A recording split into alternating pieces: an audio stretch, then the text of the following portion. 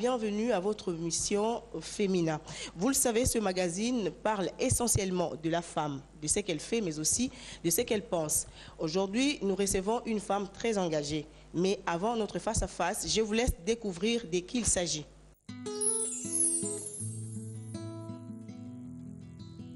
Le coq chante, le soleil s'élève.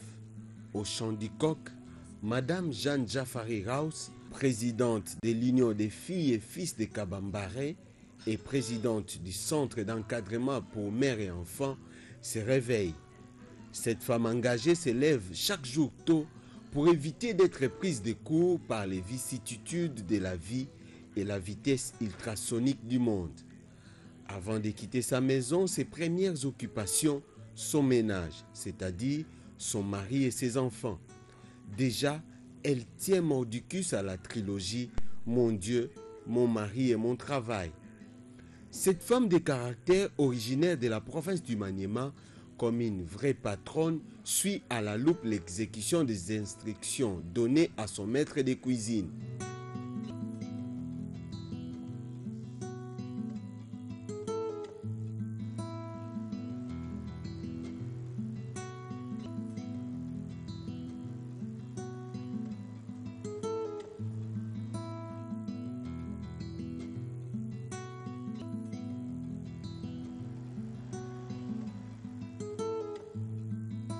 Sur la route, au volant de son 4x4, avant même d'arriver au bureau, Madame Jeanne Jafari pense déjà aux milliers d'enfants et de femmes de la République démocratique du Congo démunis qui, jour et nuit, implorent les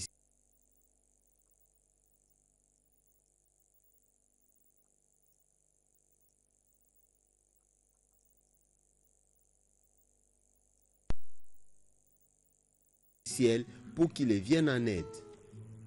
Ce fardeau qu'elle porte depuis des années l'a poussée à créer en 2001, après ses études de santé publique en Belgique et en France, où elle a décoché son diplôme de licence, un établissement d'utilité publique, la Fondagène, Fondation Jeanne Jafari. Ses missions fondamentales, l'épanouissement de l'individu dans tous les domaines, la promotion de la planification familiale, l'encadrement des enfants, l'octroi des microcrédits, particulièrement aux femmes maraîchères, pour ne citer que celles-là.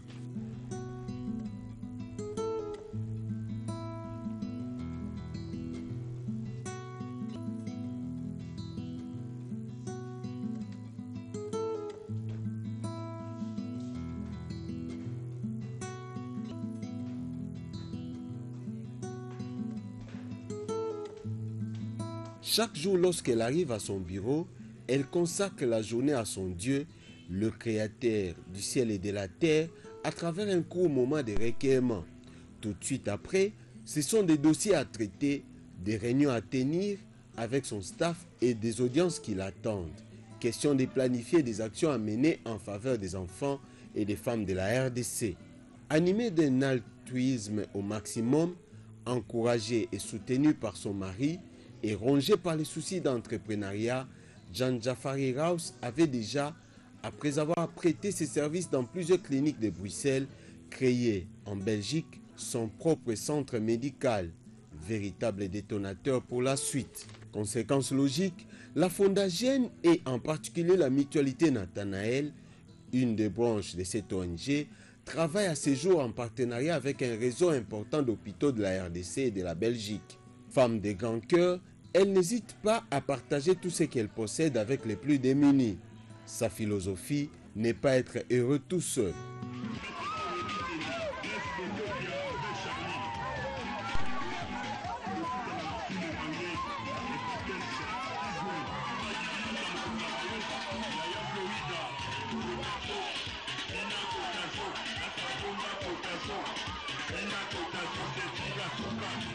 À la démarche calme et autoritaire, cette femme a un sourire légendaire et une manière très calme de parler, à tel point qu'elle finit toujours par convaincre ses interlocuteurs. En bonne citoyenne, Jeanne Jafari Raus, qui tient au développement de son pays, va, après ses études, travailler pendant plus de 3 ans, soit entre 1997 et 2000, comme secrétaire permanent chargé des visas à la Direction générale des migrations. Après la DGM, cette femme entreprenante va continuer à rendre de bons et loyaux services à la RDC.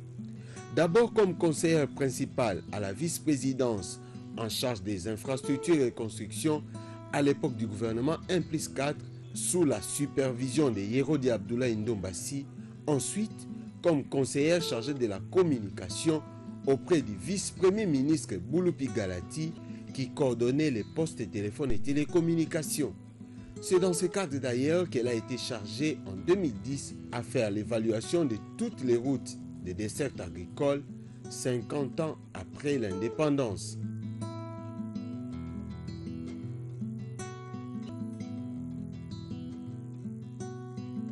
En 2010, les originaires et ressortissants du territoire de Kabambare dans la province du Maniema, réunis au sein de l'Union des filles et fils de Kabambare, UFK, vont jeter leur dévolu sur cette femme de fer en l'élisant à l'unanimité comme présidente de cette association. Depuis, Jean Jafari Raus, femme dévouée et déterminée, fédère autour d'elle toutes les forces ainsi que toutes les intelligences grises de Kabambare. Objectif final, développer ces territoires et par extension la province du Maniema et dans une échelle un peu plus large, la République démocratique du Congo. Amoureuse et défenseur de la nature, Madame Raus clôture chacune de ses journées après un tour dans son jardin où elle se rend compte de la santé de ses fleurs qu'elle chérit tant. Très solidaire pour le bien-être de tous, voilà les principes chers à cette femme qui s'est toujours distinguée à travers la maîtrise des dossiers qu'elle gère au quotidien.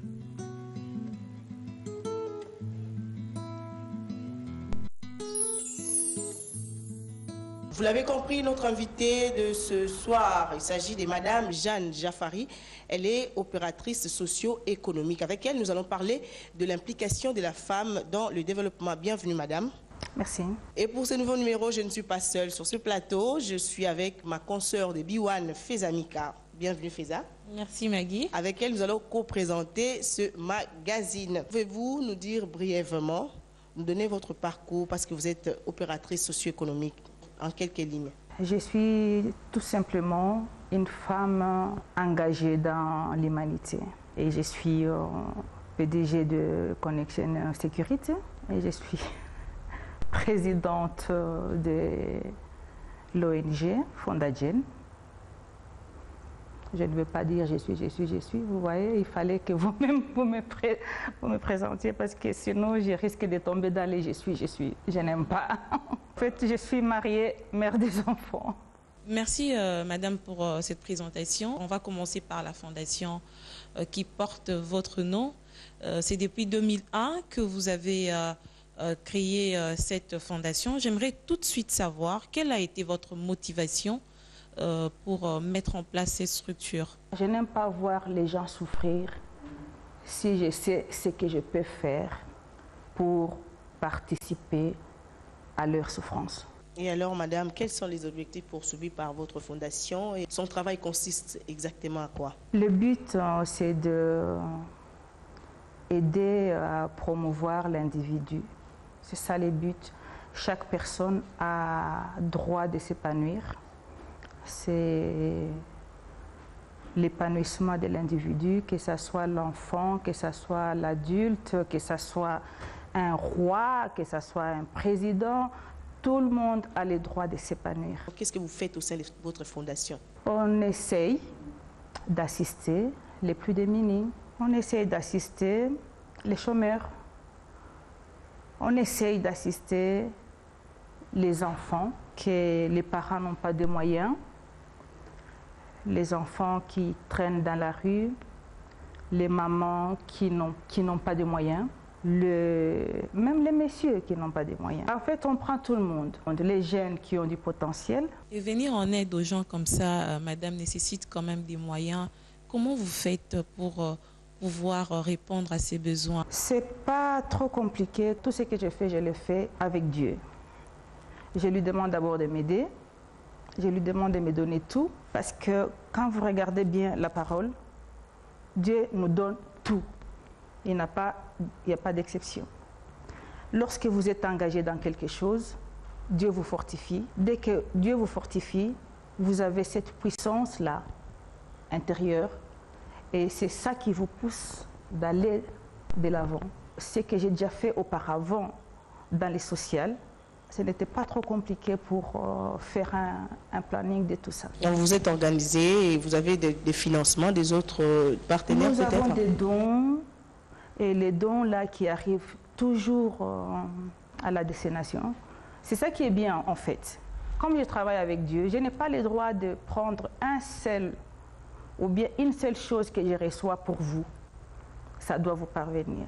Donc vous êtes quand même consciente qu'il y a des gens aussi qui reçoivent des dons comme ça pour pouvoir aider les autres et qui ne peuvent pas le faire. C'est quand même aussi quelque chose à décrier. Oui, il y a des donateurs. Oui, il y a des donateurs. Vous mettez un accent particulier sur la femme parce que l'on sait tous que la femme aujourd'hui est frappée par la pauvreté. L'on dit que la pauvreté se féminise de plus en plus. On sait que la femme a des problèmes d'instruction. C'est l'homme qui était parti à l'école avant, qui a aujourd'hui beaucoup de postes de responsabilité. Donc la femme est plus frappée par la souffrance. Est-ce que la Fondagène met un accent particulier sur la femme congolaise? Bien sûr, ce n'est pas pour rien. Au fond des Fondagène, il y a une cellule microcrédit qui vient en aide pour ces mamans dont vous pensez. On les aide psychologiquement, moralement, socialement et les guider aussi. C'est des simples trucs en fait. Un maman maraîchère, il ne viendra jamais demander ici plus de $100. $100 suffit pour plaire à toute une famille et les guider aussi comment il peut utiliser ça. Il peut amener son projet et puis nous, on l'aide aussi à planifier l'encadrement.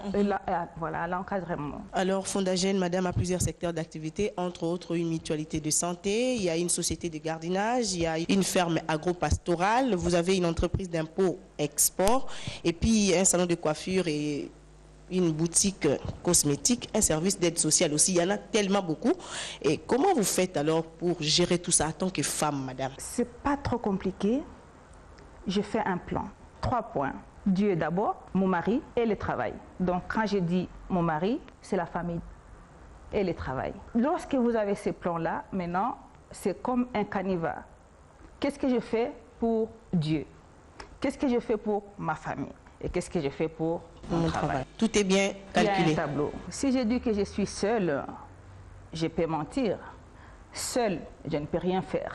Mais avec Dieu, on peut tout faire. Et le fait quand même que vous-même, vous teniez autant d'activités avec beaucoup d'attention, je peux le dire ainsi, parce que ça marche, pour preuve, ça veut dire que madame, la femme congolaise peut apporter beaucoup dans le développement du pays si elle est engagée comme vous, bien sûr. Si on la laisse faire. Qu'est-ce que vous entendez par là? Elle est étouffée, la femme congolaise? Oui, bien sûr. Elle est étouffée au Congo, j'ai toujours dit, pas seulement au Congo. Dans ce monde, les hommes, souvent, ils croient, les hommes avec H, les hommes de sexe masculin. Souvent, ils ont des idées erronées. Ils pensent qu'ils vivent seuls sur cette terre. Ils pensent qu'ils peuvent tout faire sur cette terre. Or que c'est faux, quoi. C'est faux. Donc la femme est capable de donner quelque chose de meilleur. La femme est capable de donner quelque chose de meilleur, même plus qu'un homme. Et la seule chose que je ne comprends pas, pourquoi est-ce que la femme ne participe pas sur tous les niveaux, que ce soit dans les gouvernements, que ce soit dans les para-étatiques. Pourquoi est-ce que la femme ne participe pas à 70 ou à... Il y a un quota de 30% qui a été voté. Ce quota n'est pas peut-être pas les questions respecté. Que vous, pourquoi ce quota de 30% n'est pas respecté. Et le quota même de 30% n'est pas respecté. Et ça vient d'où? Qui les a dit? Et même les hommes qui ont décidé ça. Clara Zetkin, elle s'est mis un jour à réfléchir pour la journée, pour les droits des femmes. Les droits des femmes. Est-ce qu'elle s'est mise à réfléchir comment trouver un jour dans l'année pour faire la fête? Non. elle s'est mise à réfléchir comment faire participer à la femme dans tout, partout, que ce soit dans l'État, que ce soit dans le gouvernement, que ce soit partout, n'importe où, comment faire sortir cette femme qui a du potentiel. Et c'est ça que si on revient au début que j'ai dit, on fait ici comment faire sortir du potentiel chez l'homme ou chez la femme. C'est juste ça, sur ça qu'il avait réfléchi. Alors madame, on peut dire que vous êtes contre la célébration de la journée internationale de la femme parce qu'apparemment on n'accorde qu'une seule journée pour la femme. Je suis contre la fête. Je ne suis pas contre la journée en soi. Je suis contre la fête. Ce n'est pas une fête de Noël. Nous ne sommes pas des animaux. Parce qu'à Kinshasa, toutes les femmes, le 8 mars, cherchent à avoir un nouveau pagne. Il faut se faire coiffer, il faut se faire belle juste cette journée. C'est mon cheval de bataille, que cette histoire se termine. Donc vous voulez que le 8 mars se passe dans la réflexion? Le 8 mars se passe dans la réflexion, dans les séminaires, on peut faire des panels, des discussions. On doit faire comment pour avoir nos droits, on doit faire comment parce que quand on a obtenu les droits de vote, les femmes ont réfléchi, maintenant on vote nous tous. Et lorsqu'on vote nous tous maintenant à 100%, pourquoi est-ce qu'à 100% on ne peut pas faire d'autres choses? On doit faire d'autres choses nous aussi. Madame, vous êtes depuis 2010 portée à la tête de l'UFK qui est l'Union des filles et des fils de Kabambare. C'est quoi cette organisation? C'est une organisation qui réunit tous les fils, les filles et fils de Kabambare sur une même table pour parler, discuter, montrer notre culture, venir en aide, réfléchir sur notre développement. Pour mettre le marteau, transférer la culture. Parce que nos enfants, peut-être, ils doivent aussi connaître leurs origines, d'où ils sortent. Et pourquoi le choix a été porté sur vous? Quelle a été la motivation? Je pense qu'ils ont trouvé en moi une femme sage. Ils ont trouvé en moi une femme qui n'est pas conflictuelle. Vous n'avez pas de difficultés depuis que vous êtes à la tête de cette organisation? Ça se passe bien? Ça se passe très bien. Beaucoup de défis à relever aussi quand même? Des défis à relever entre nous, il n'y a pas. Mais il y a des défis à relever pour le développement de notre contrée. Ah ouais. Et alors Madame Jeanne, vous êtes une actrice de développement, mais aussi une mère et femme au foyer. Comment vous faites pour concilier ces deux tâches? Que je fais un programme. Sur mon programme, je fais un plan. Je commence avec quoi? Je fais des plans, des programmes de la semaine dans ma cuisine, par exemple. Lorsque j'ai un programme de la semaine, ça va comme sur les roulettes. Et alors, est-ce que le combat que mène la femme aujourd'hui, vous savez, les femmes cherchent à être réellement représentées, d'abord dans toutes les institutions et puis dans plusieurs domaines de la vie. Pensez-vous que ce combat de la femme va-t-il aboutir? Ce combat doit aboutir. Parce qu'il y a certaines femmes qui sont négligentes ou qui ne sont pas sûres d'elles. Non seulement ça aussi, les hommes ne sont pas aussi assez ouverts. Dès lors que l'on sait là où les bas blessent, ce n'est pas compliqué. On a déjà diagnostiqué que les hommes ne sont pas courtois. Nous avons déjà diagnostiqué que les hommes nous étouffent. Nous avons déjà diagnostiqué que les hommes nous bousculent. On connaît déjà les problèmes. On connaît déjà par où commencer les traitements. Et alors, qu'est-ce que vous faites pour trouver la solution pour que ces combats puissent aboutir? Pour trouver des solutions, c'est de multiplier les séminaires avec les femmes et leur faire passer les messages et leur dire que vous avez beaucoup de potentiel, vous avez beaucoup de valeur et vous êtes forte. Quelle est la place que vous vous accordez à la femme dans les développements du pays? Je la place partout. Elle a un rôle très important. Très important. Mais vous êtes quand même aux côtés de ces femmes-là au quotidien parce qu'avec la Fondation, vous rencontrez toute catégorie des femmes avec votre association évidemment. Toute catégorie évidemment. La lecture que vous faites de la femme a-t-elle vraiment compris son rôle? Parce que vous, aujourd'hui, vous êtes engagée Est-ce que les autres femmes aussi ont compris ce rôle-là? Il y en a beaucoup qui ont compris. Je ne suis pas la seule. Ouais. Au Congo, il y a beaucoup de femmes qui ont compris et les femmes qui n'ont pas encore compris, on ne le dit pas que vous ne comprenez pas. Moi, par exemple, je n'aime pas qu'on me dise Jane, tu dois faire ça. Non, il faut... Non, dites oui. Mais il faut aussi me dire comment je dois faire ça. Je ne dois pas arriver chez les femmes, je leur dis non, il faut que vous soyez éveillés, les femmes, mettez-vous debout, et puis je les tourne le dos. Comment ils vont faire? Il faut être là pour les accompagner. Je dois être aussi là pour les expliquer comment est-ce qu'ils doivent se mettre debout, et quand ils vont se mettre debout, comment ils vont faire, et quand ils doivent marcher, comment marcher. S'il faut courir, comment courir? Parlons, madame, de la promotion de la femme. Pensez-vous que le gouvernement congolais s'emploie à promouvoir la femme?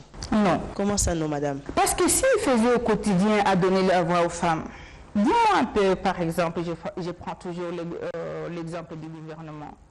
Combien de pourcents qu'il y a? Est-ce que c'est toujours la faute du gouvernement? Parce que généralement, s'il faut qu'on puisse faire un peu de recul, s'agissant de la nomination au sein du gouvernement, on recourt à quoi? Aux listes des partis politiques, on revient à cette question des quotas. Et quand il faut rechercher sur les partis politiques, on ne dit pas qu'il n'y a pas des femmes compétentes. Il y a des femmes compétentes, mais qui ne sont la pas liste que les hommes qui dirigent les partis politiques présentent est déficitaire des noms des femmes. Qu'est-ce que le gouvernement fait ici? Quand on des hommes qu'on présente, la liste qui a été transmise. Il faut insister, mais pourquoi vous n'avez pas envoyé les femmes? Il ne faut pas toujours taper du doigt sur le gouvernement, mais je pense que les responsabilités sont partagées à ce point. Mais il n'y a pas que dans les gouvernements. Il y a des para-étatiques, il y a des sociétés privées que la femme n'est pas du tout représentée. C'est là où reste le combat. Tu peux trouver 1, 2, 3 femmes, mais ce n'est pas toujours suffisant. C'est ça le pourquoi. Tant qu'il y a encore le pourquoi, je ne serai pas encore satisfait, aucune femme ne serait encore satisfaite. On ne serait pas encore ici en train de débattre ces problèmes. C'est vraiment très primitif encore chez nous. Alors, madame, est-ce que c'est dans votre fondation, Fondagène, vous avez des femmes qui travaillent avec vous?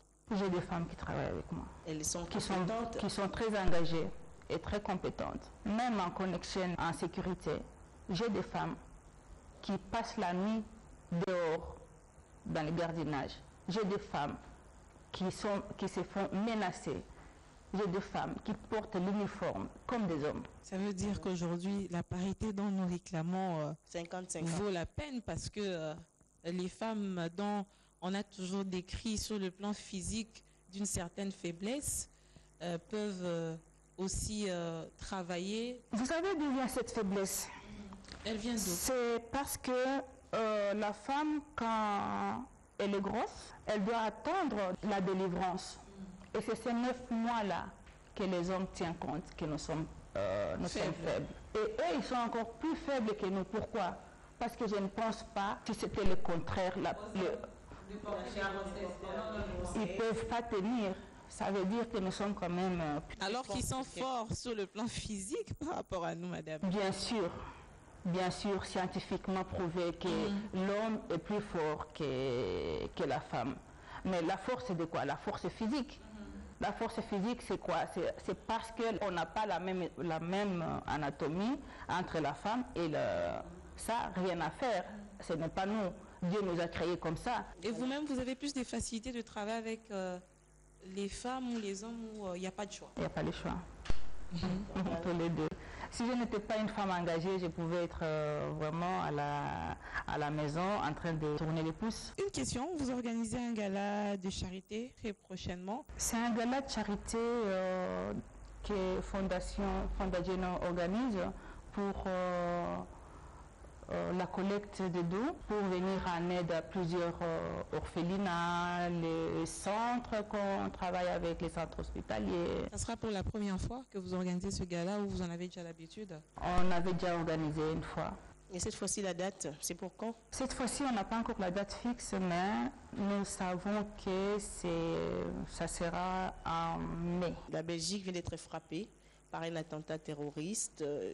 On parle même des parmi les victimes, il y a 6 Congolais qui ont été blessés. Avez-vous accueilli cette nouvelle, madame? C'est vraiment très triste. Et vous savez, quand il y a mort d'homme comme ça, on ne sait pas les raisons, c'est encore plus inquiétant. Quand il y a mort d'homme comme ça, et que c'est favorisé par quelque chose, parce que ces terroristes-là ne se sont pas réveillés comme ça. Ils ont été motivés par des gens, ces jeunes gens qui viennent de familles démunies, qui sont presque rejetés dans la société, qui sont pointés du doigt. On peut dire la police belge. Ça commence à tourner dans les têtes de ces jeunes gens-là. Ce sont des jeunes gens qui... Comment revendiquer, ils cherchent maintenant comment se venger parce qu'il avait piqué un briquet dans un supermarché un jour, on l'a mis en ouf, et puis là en prison il commence à réfléchir, moi comment je vais me venger. S'il regarde du côté familial, il n'y a rien. Au sein de cette émission Féminin, nous avons toujours des questions surprises. D'abord, nos téléspectateurs auront le plaisir de savoir quel est le sport que Madame Jeanne Jaffari préfère en dehors de toutes ces responsabilités que vous avez. J'ai fait du spinning qui n'est pas très compliqué pendant 1 heure. Demain je peux faire, tout comme demain je peux faire la Zumba, tout comme le lendemain je peux faire le judo. Je mélange. Donc vous êtes amoureuse de plusieurs disciplines sportives. Oui, oui. Si on vous invitait, par exemple, à la RTGA vous invite à un dîner, qu'est-ce que madame va préférer plus manger? Foufou et les Thompson. Et les sombés, les feuilles de manioc. D'accord. Pendant le moment où vous ne travaillez pas, vous faites quoi comme vos détentes, vous les passez comment? Je prends des vacances et je pars. Donc vous quittez Kinshasa, vous partez pour prendre un peu de l'air et... Je pars pour faire l'espace, surtout le bien-être. Vous êtes originaire de la province du Maniema, c'est ça? Non, je suis congolaise. Vous êtes originaire du Maniema, République démocratique du Congo congolaise, oui. Pouvez-vous adresser un message à toutes les femmes, mais en votre langue maternelle? Ah, c'est du racisme ça? Non, c'est pas du racisme. Parce qu'il y a... Non, même pas du tribalisme. Naomba wanamke wote wasimame imara kama vile wanaume kwa kujitetea kwa ajili ya kazi, kujitetea kwa ajili ya nchi yetu. Basi. Et la signification en français fait d'amour. C'est du Swahili Bora, je peux un peu interpréter. Moi je parle le Swahili, mais ça c'est quand même du Bora. Vous demandez aux femmes de pouvoir s'élever de la même manière que les hommes en vue de développer le pays, c'est ça? Tu as compris ce que j'ai dit? Ça veut dire que les femmes aussi vont écouter. Plus facilement, peut-être que en Swahili facile, mais lomba banamke bote, bam Congo, bashimame, saba naume. Juu ya kupikania pays yabo mkini yabo bashanje kulalalala bya bushingishi nini bashimame kusana naume asemo bwanango arenda mkashi meya bakunipe makuta ya msoko. Et cette fois-ci, c'est à vous de traduire. En fait, il y a vous savez avec les langues, hein, vous pouvez parler en anglais, si vous voulez traduire, en français, ça ne va pas prendre la même chose. Je voulais dire tout simplement que la femme ne doit pas toujours rester à la maison en attendant que mon mari, j'attends mon mari qui doit me donner l'argent pour aller au marché depuis qu'il est parti au travail. Ça veut dire tout simplement ça. C'est dans le même sens que Maggie, mais j'aimerais quand même que vous puissiez en quelques mots vous résumer par rapport à notre entretien de ce jour. Et surtout aussi adresser un message à toutes les femmes d'abord, pourquoi pas aux hommes, parce que il faut qu'on se le dise, l'homme est un partenaire dans cette lutte. Permanent. Qui nous mettent à l'aise. Voilà, c'est ça. Madame Jeanne Jaffari a demandé à tous les hommes qui vont suivre cette émission Féminin de mettre les femmes à l'aise. J'espère que le message est passé. Merci beaucoup, madame, d'avoir répondu à notre invitation. Voilà, messieurs, voilà, ça n'est fini pour ce numéro de votre magazine Féminin. Merci de l'avoir suivi. Merci également à ma consoeur de Biwan, Fezamika, qui était avec moi sur ce plateau. C'était génial. Merci, j'ai beaucoup aimé. D'accord. Merci, madame, messieurs. Restez branchés. On se retrouve très prochainement.